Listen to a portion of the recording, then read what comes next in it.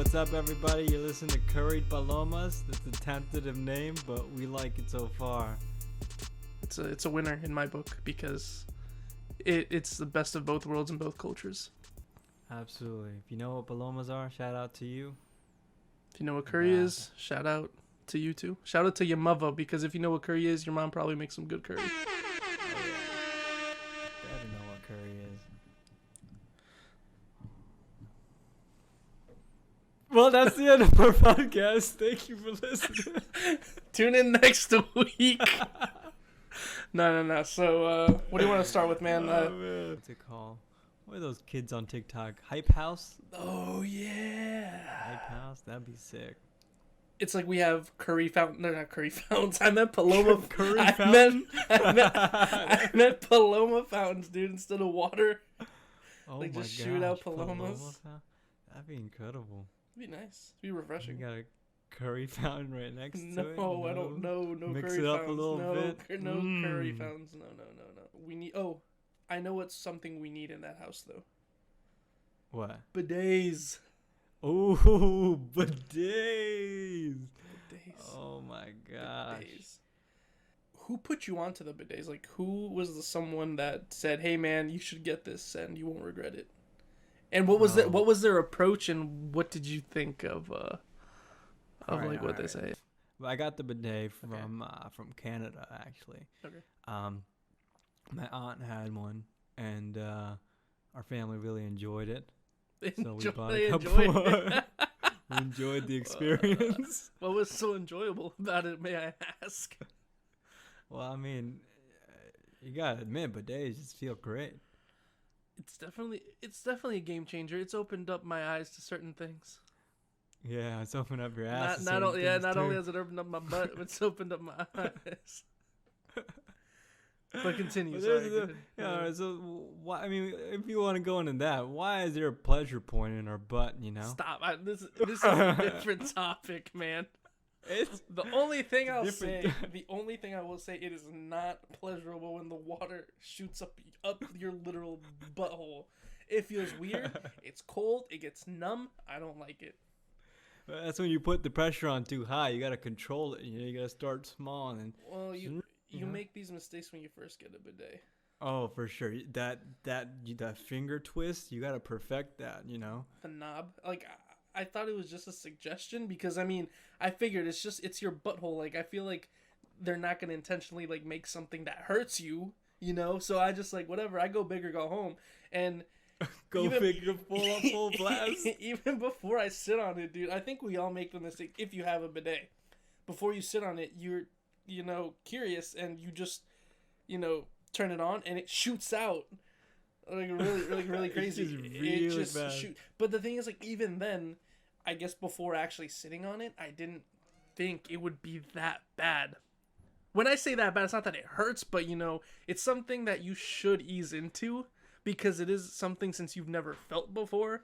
It is very like uncomfortable at the beginning, if I'm being honest. Yeah, I mean, yes, I found into you're saying you gotta like sniff some poppers in order to start using them. You gotta just spit on and kind of go back there and just kind of. And then just do the. But I agree. That full twist, if you like that knob, the first couple times you use it, it is painful. No, it hurts. It is. It's. You've heard of Triton's Kiss, right? When you like poop and like you poop, it drops, and then the little droplet like goes up your butt. It's like, it feels. That's like, it's like Triton's beso negro. In Spanish, beso negro is when someone eats your booty like. So it feels. Triton's RPG. Triton's RPG. Oh no, but bidets, man. Bidets. Oh man, dude. Actually, so my dad was showing our house to like the tenants that we recently had, and he was just giving them a tour of the house. Like, here's the kitchen, here's the living room. I'll take you guys upstairs. We'll show you everything we got. And he takes them to the bathroom. Yeah. And he's like, oh, yeah, here's the bathroom. And the tenants look at the bidet, and they're like, what is that? Like, what's that thing connected to the toilet? And my dad goes, oh, it's a bidet. It's a bidet. I'm standing behind it. I'm just cracking up. Like, Let's see where he takes this. And they're like, what? And he's like, Bidet, to clean your butthole. Wait, he said it just like that? He said to clean your butt, yeah. And they're like, oh, interesting. And you would assume he'd stop right there, right? Yeah. No, being my dad, he goes to the bidet. He gets his He finger, takes off his twists pants, sits on it, just lets it rip. It's like, see, Bidet, clean butthole. No, man, this man twists the knob to full speed. The water shoots straight out. It hits the wall across the toilet. And these tenants are just petrified. They're like, the look on their face, they're like, oh my God. And my dad is just laughing, like, look, but Dad, he's twisting and this water just spewing everywhere. He just like quickly turns it off. I mean, I'm just back here cracking up. See, at least your dad is still open to the idea of the bidet. My dad, I think he refuses to use it because, he's a little bit more old school Mexican, macho mentality. And so like, I somewhat think he correlates it to some like, what's the proper toxic terminology? Masculinity? Yeah, dude. Talk about toxic masculinity, man. I feel like he might see it as somewhat a feminine thing to do because it's water going up your literal butt. And I'm like, Dad, it's literally just washing your ass. How is that bad? Like, it's one of those things where before using the bidet, I'm not gonna lie, I was like the same. I was kind of skeptical of the culture of using it because I'm on the same boat. Like, the first couple uses, I'm like, ugh. But then afterwards, like, bro, if I don't use my bidet, I feel so uncomfortable. Have withdrawals? No, having PTSD? Withdrawals. Like, I miss the tingling sensation. No. But no, dude, like, honestly, I refuse to poop at other houses now. Or, like, when I've gotten this is, like, I guess prior to the pandemic, but, like, the only house I would poop is my girlfriend's. And maybe cousins or something, but like I refuse to do it because, it's just like before the bidet, you wipe, and it's just like, when does it end? With the bidet, you just do that one wipe to dry off, and you're good to go. It does feel good. What's the longest time you spent just like sitting on the toilet using your bidet? Okay, you're gonna judge me, but you want to know my method of bidet use? Yeah, let's hear it. I'm going to try to explain it as best as I can. So, when I use the bidet, I lean forward, which is, natural, let it spray. You're going to judge me. And I actually go back and forth. Oh, you ride that shit. I ride the bidet, man. I ride the waves. Ride the bidet. I spell coconut. Oh, my God. Yeah. That is amazing. How long do you ride the bidet for? I'd say like maybe 8 to 12 seconds. Oh, dang, that's a long time. Yeah, son. All right. To be honest, I do too. But but dude, I don't know if it's like the water here. Like, if you use it too long, like it's so cold it numbs your butthole. Yeah, it does. I don't like that. But like honestly, it's like a workout. Like when you're riding it, just like I get abs afterwards. You're engaging your abs. You're engaging your glutes. Yeah. That should be the new workout trend, man. I pulled that hammy the other day. Get that body roll in. No, I pulled the hammy the other day. Just using the bidet. Oh snap! But no, it's good. It helps you with the motion. Hey girls, if you ever want to like up your D game, just start riding the bidet and start transitioning over. Oh, I'm about to dive in. But I really thought you were gonna say something more like, yeah, if you ever want to get into the bidet game, it's really good for your hygiene. Nah, this man says, girls, it's a good gateway. Of course, it's good for your hygiene. It is good for your hygiene. That's a given. Oh, it's French. That's what it is. Bidets are French. They got a bro day, I think. Bro day? It's like, what's a bro day? Let's hear that. It's a bidet, but it's just, I guess the company that marketed decided, they want to reach out to the people like my dad that are skeptical about the masculinity that I guess goes against it, and it's like a whole full service. It's a bro day. A guy comes in with the glass of whiskey and serves it to you as you sit on the toilet. It's like I guess. It's portrayed to those, not portrayed, it's meant for those confused frat boys that are still, yeah. And he's like, fuck yeah, bro, you got this, bro. You got this, bro. It's not gay, bro. Promise. Bro, just say no homo after you're done using it. As long as the balls don't touch, man. Yeah, bro. Just twist that shit. When you're done, no homo. You're clean. Oh. Boom. The bro day. The bro day. Bro day service. Yeah, but, I'll never go back to just regular wiping. That's for sure. Well, you still got to wipe a little bit. You can. No, for sure. Savage. Okay, but sometimes, like, when you run out of toilet paper, you just got to kind of hang there and let it dry. It's happened. I mean, if you tell me you've used a bidet and always wiped, obviously I always wipe when there's toilet paper, but you can't lie and argue that it's never happened to you that you go in, there's no toilet paper, and you're like, shit, what do I do? So you just gotta, that's where I guess you go over the 12-second mark to make sure that it's clean, and then you just gotta sit there for like 5 minutes. Man, the pandemic's been too long, man. Look at us. What are we talking about? We're talking about bidets on our first podcast. Wait, question. Do you pee in the shower? Oh, of course. Yeah. Anybody who says they don't's a liar. Yeah, I mean, it's easy. It is easy. The water all just blends in on the drain. Girls who say they don't, I feel like they lie. I think girls, they need to put extra effort to pee in the shower because then they have to squat. Or you think they just stand and just pee and let it drip straight down the leg. I don't know, man. I just feel like we gotta get some listeners on here and interview them, ask them what their peeing in the shower experience is like. Because if they just let it like drip down their leg like that, I mean it's kind of savage, isn't it? It is. But I mean, at least, but it's like water. Yeah, and it's water. It's like water mixed with other stuff, obviously, but essentially it's water. I guess. Sort of. You put it that way, it's true. It's not too bad. But think about it, if you just, it's like you just pissing on the side of your leg. You're just like peeing on your calf. Dude, I had a friend once who, like, he was very serious about this. He came up to me while we were, I think it might have been school or might have been soccer practice. I don't remember. Point is, friend comes up and we're talking, and we're talking about peeing in the shower for some reason. And he was like, have you guys ever just like peed in the shower and just put your hand in front of the stream? He's like, it feels really warm and it's hot and it's like, it doesn't feel bad. And we're just like, what the? What? To be fair, though, like, when you were a kid and you did piss in your pants, it was pretty warm. Yes. It kind of felt nice, especially in like when it's winter. But then it got cold. I mean, I didn't have a lot of accidents growing up. Oh, okay. Did you?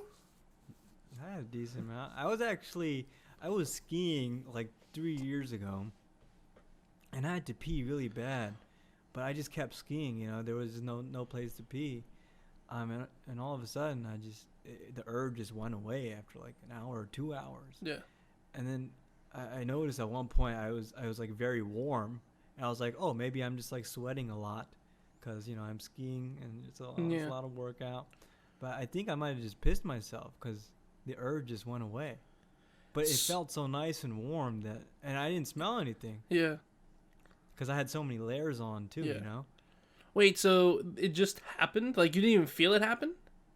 I think I might have felt it, but like I said, it was just that very warm feeling that I was like, oh, maybe I'm peeing. Were you also drinking, or were you drinking? No. I was just skiing. Or do you think it just was so cold that you just numbed and then? Because, dude, if I hold it for way too long, it physically hurts, and it literally it'll like cramp up my gooch if I hold it too long. That hurts. Have you ever had your gooch cramp up? Yeah, it's like that middle muscle between your butthole and your balls. Yeah, it'll cramp up. That's like what the bidet hits, right? It can. Depends on your angles. Right, if you ride it. If you ride it. Bidet, you get your gooch in. If you ride it, make sure. The gooch day. Gooch day. Gooch day. For all the people that use the bro day instead of the bidet, make sure you hit your gooch day. The gooch day. But, nah. I didn't have a lot of accidents. I mean, I think everybody sharts at some point when they're growing up, right? I don't remember sharding much. What? Oh, I did once. I was sick in my defense, and I thought I was just gonna be a little bit of gas, and that's always a thought, just a little bit. And I was like 8 though, so don't. I've had dangerous encounters. Like, don't get me wrong, like, I've felt it, but I slurped it back up. Immediately, like, turtlenecking. Yeah. Nice. It's immediately perfected that art. That's great. But yeah, I think I was pretty normal in that aspect. Unlike you, who doesn't feel when they piss themselves, apparently. It was just a one-time thing. Hey, man. You lie once and you're a liar, right? Pee your pants once. What does that make you? Shame on you. Oh, shame on you. But, yeah. What's it like in Mexico? Do you guys have showers? You fill up a bucket? No, we do have showers and baths, all that stuff. But well, actually, baths aren't that typical over there. But there is a process, at least in like where my grandparents live. There's like a little process to be able to shower. The boilers, like the water heaters that are outside, they typically have to be turned on before you get in the shower to heat up the water. So about 10-15 minutes before you go and shower, you go light it up. A lot of them are electrical now, but still you have to go outside and manually light it up. Wait like 10-15 minutes for the water to heat up, and then shower. And I'm guessing, I don't know if this is an Indian thing also, but like at least in Mexico, there was always that rumor, or I guess myth, that if you shower when there's lightning outside, you could potentially get electrocuted. And I assume because those water heaters have always been outside, it's been one of those things, if lightning were to hit them, then you get electrocuted. But now it's like they're inside the houses but outside at the same time. There's like little sheds for them. Yeah. So when I remember, my mom once told me, don't take a shower because it's raining. I was like, what does that have to do with anything? Like, I'm going to get wet anyways. Exactly. Same thing, right? Yeah. In India, the showers were like, they had the water heater. I mean, obviously everything is modernized now. I'm talking 5-10 years back, but had the water heaters. You pump up the water and you fill up the bucket with water and you take a shower. And those showers, I guess they're baths at that point, but that hits different. You fill up your cup, boom, scoop it up, pour water over your head. You're just standing there out in the open. Yeah. You got a bar of soap. And man, it hit different when you just lifted that whole giant extra end of the bucket up, and the grand finale, you just pour it on yourself, and it was very freeing. I feel like you save so much water like that. Like it's so. I mean, I think that's much more efficient, to be honest. Like, oh, it is. People might think like, oh no, like that's like terrible. Like I'd rather just have the water running, but all you have to do is get your body wet, then scrub yourself with soap, and it literally like takes the bacteria away from you or off of you. That's all it is. It's super quick. It's fun. Yeah. Saving the environment. And you got more water left, so you can use it for your bidet. Would this be done outside or like something like inside like a tub area of the house? I mean, I have been in one where it was outside too, but typically in tub area. Okay. But it's like it's like connected to the house and stuff, like whether it be inside or whatever. Yeah, it's connected to the house. Yeah, okay. It's not like you gotta like go to another village to take a shower. You gotta go 2 villages down if you want to shower. Have that creepy old man in that village help you out. Yeah, you gotta get your bicycle. You gotta bike 40 miles to go take a shower. And you come back, you're sweating again. Oh my god. Showers. But that's our podcast. Well, thank you for listening to today's episode on bidets in third world countries. Yeah, it was fun.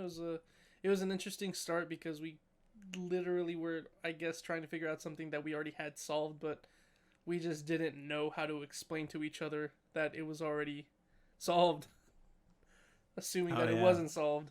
But yeah, a lot of technical difference. But I don't know how to speak anymore. Yeah. Well, that's your episode of CurriedPalomas. Hope you guys tune in to us again next week, where we talk about. We'll see. I think. We should do some sort of Instagram poll. Like even if it's 1 or 2 people, first come first serve. Whoever whichever poll wins about what to talk about is what we talk about next week. I think we should do that. All right. So you guys hear it. Cool. We're gonna follow a bunch of you guys on Instagram. Gonna make an Instagram, and just harass you guys. I guess stalk you guys. Hey, Clarksburg. Shout out to Clarksburg. Coyotes. Silent Coyote. How is it? Let's go blue. Let's go blue. All right, guys. Well, have a good night, and talk to you guys next week.